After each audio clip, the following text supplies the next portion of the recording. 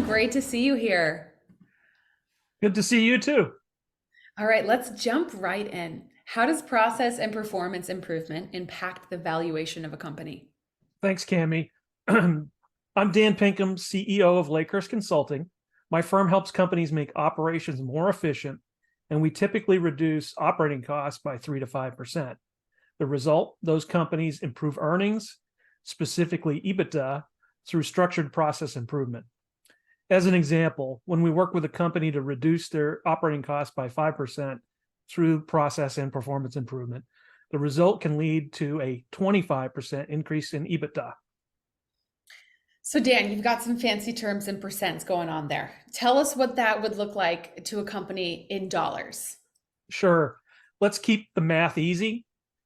Say we have a $10 million company that has 20% EBITDA or $2 million.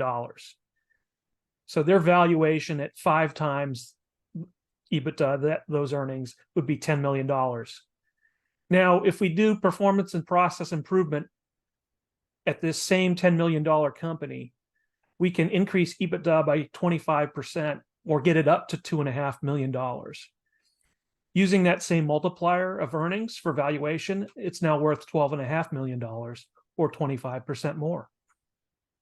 Wow. So, same company, same customers, same revenue, and it's that kind of growth. That is seriously a game changer. Dan, talk to us about what's involved in process in performance improvement.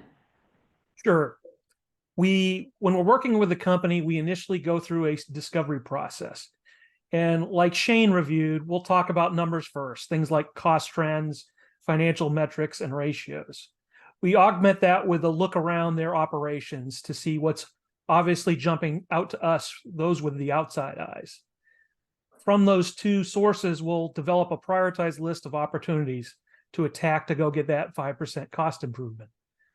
We then help the company with a structured process to realize those improvements and make them sustainable, because we want them to be reflected in earnings going forward and ultimately in valuation when it's time to sell that company.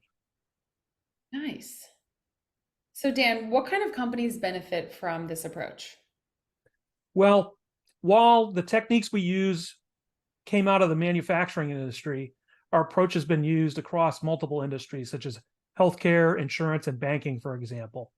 Virtually anything that involves a process to get work done, which is just about everything, has the opportunity to make improvements. So that's good to know. So companies like mine, like a lot of people here on this call, fantastic. And you work with DSB, correct? Yes, and everything we do is interconnected, Cami. We work hand in hand with Shane on the financial side. We work with Lena, who you'll hear from in a little bit, on educating the client's management team, and certainly with David on business planning and revenue generation. We often do operations reviews. That puts a stake in the ground as a start, and then using the team's tools as needed for the specific situations that come out of those initial reviews, we will go and drive to the end game, combining better efficiencies and cost reduction with dynamic revenue growth. So, Dan, sometimes we have a client where the owner just wants to sell. They want to get out. Been there for 30 years. I want out. I don't have time to do all this planning. Now, without pushing up against our NDA, because we have current clients that are like that, outside we'll say we won't tell them where or how big or what they do, but they're a manufacturing company. Can you share the process that we're using to work with this client to help them sell their company? Sure, David. We follow basically a compressed version of what we just talked about. And in this case, we had a small manufacturer here in the US who's been building a business for 30 years.